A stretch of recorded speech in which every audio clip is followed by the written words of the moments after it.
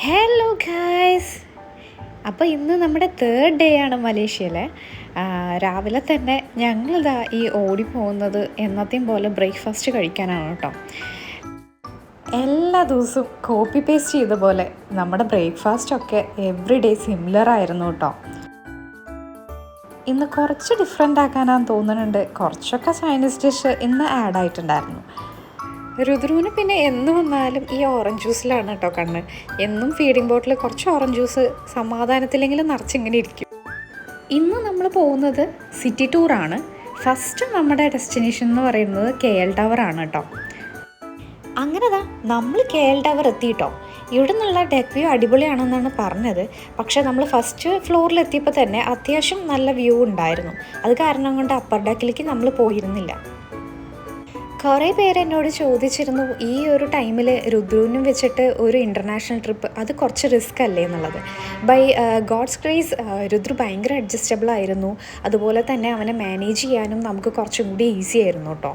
പിന്നെ ഡെലിവറിക്ക് ശേഷമുള്ള ആദ്യത്തെ ഇങ്ങനെ ഒരു ലോങ് ട്രിപ്പ് ആയതുകൊണ്ട് തന്നെ എനിക്കും ഇത് അത്യാവശ്യമാണെന്ന് തോന്നിയിട്ടാണ് നമ്മൾ ഈ ഒരു ട്രിപ്പ് തന്നെ പ്ലാൻ ചെയ്തത്.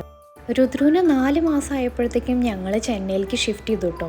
അവിടെ നിന്നുള്ള ഡേ 1 മുതൽ ഞാൻ എത്രത്തോളം രുദ്രുവിനെ കെയർ ചെയ്യുന്നു അത്രത്തോളം തന്നെ അപ്പു എന്നെ സപ്പോർട്ട് ചെയ്തിരുന്നു കേട്ടോ. അപ്പോൾ എനിക്ക് തോന്നിയ ഒരു കാര്യമാണ്, A good companion make motherhood even more wonderful അല്ലേ. അങ്ങനെതാ ഞങ്ങൾ ചൈന ടൗണിലെത്തിയിട്ടോ. അവിടുത്തെ ടെമ്പിളിൽ വിസിറ്റ് ചെയ്തതിന് ശേഷം ഞങ്ങൾ പോയത് അവിടുത്തെ ഷോപ്പിംഗ് സ്ട്രീറ്റിലേക്കാണ്. ഇവിടെ നമുക്ക് ബ്രാൻഡഡ് പ്രൊഡക്ട്സ് വളരെ ചീപ്പായി കിട്ടുന്ന ഒരു പ്ലേസാണ്. കുറേ നേരത്തെ സെർച്ചിന് ശേഷം നമ്മൾ സാധനങ്ങളൊക്കെ വാങ്ങിയത് ദ കാറ്റ് എന്ന് പറഞ്ഞ മലേഷ്യൻ മെയ്ഡ് ഷോപ്പിൽ നിന്നായിരുന്നു കേട്ടോ. ഇന്നത്തെ നമ്മുടെ സെക്കൻഡ് പ്ലേസ് എന്ന് പറയുന്നത് ഇൻഡിപെൻഡൻസ് സ്ക്വയർ ആയിരുന്നു കേട്ടോ. അവിടെ എത്തുമ്പോഴത്തേക്കും നമുക്ക് ചെറുതായിട്ട് മഴയൊക്കെ പെയ്യാൻ തുടങ്ങിയിരുന്നു. പക്ഷെ വലുതായിട്ടുണ്ടായിരുന്നില്ല. അതുകൊണ്ട് തന്നെ നമ്മൾ അവിടെ നിന്ന് ഒന്ന് ഇറങ്ങി ഒരു ഫോട്ടോ സെക്ഷൻ പോലെ എടുക്കാമെന്ന് വിചാരിച്ചു. രുദ്രുവിന് കുറേ നേരം കാറിലൊക്കെ ഇരുന്ന് ടയേർഡായതുകൊണ്ട് അങ്ങനത്തെ ഒരു വൈഡ് സ്പേസ് കണ്ടപ്പോൾ ആൾ ഭയങ്കര ഹാപ്പി ആയിട്ടോ. പിന്നെ കളിക്കാനും അവിടെ കിടന്ന് ഓടി നടക്കാനൊക്കെ ഭയങ്കര ഇൻട്രസ്റ്റഡ് ആയിരുന്നു ആൾ. ഈ ട്രിപ്പ് പ്ലാൻ ചെയ്തപ്പോൾ തന്നെ ഞങ്ങൾ വിചാരിച്ചതാണ്, ഇതൊരു ഹരിബറി ട്രിപ്പ് ആയിരിക്കരുത്. ഞങ്ങൾക്ക് 3 പേർക്കും ക്വാളിറ്റി ടൈം സ്പെൻഡ് ചെയ്യാൻ പറ്റുന്ന ഒരു റിലാക്സ്ഡ് ട്രിപ്പായിരിക്കണം എന്നുള്ളത്. ഇന്ന് നമ്മൾ തേർഡ് വിസിറ്റ് ചെയ്യാൻ വന്നിരിക്കുന്നത് കിങ്സ് പാലസ് ആണ് കേട്ടോ. ഇവിടുത്തെ കിങ് 5 ഇയേഴ്സാണ് ഇവിടെ റൂൾ ചെയ്യാറുള്ളത്. ഇവരുടെ തന്നെ ഫാമിലിയിലുള്ള 14 സ്റ്റേറ്റ്സിലുള്ള കിങ്സ് അപ്പോൾ ഇലക്ഷൻ നടത്തി ആരാണ് ജയിക്കുന്നതെന്ന് വെച്ചാൽ അവർ ഈ കിങ് പാലസിലേക്ക് ഷിഫ്റ്റ് ചെയ്യുകയാണ് ചെയ്യാറ്. പാലസിൻ്റെ മുന്നിൽ ഒരു ടൈറ്റ് സെക്യൂരിറ്റി തന്നെ ഉണ്ട് കേട്ടോ. നമുക്ക് ഫ്രണ്ട് ഗേറ്റിൽ നിന്നിട്ട് ഫോട്ടോ എടുക്കാം എന്നുള്ളതല്ലാതെ നമുക്ക് അതിൻ്റെ ഉള്ളിലേക്കുള്ള എൻട്രൻസ് റെസ്ട്രിക്റ്റഡ് ആണ് കേട്ടോ.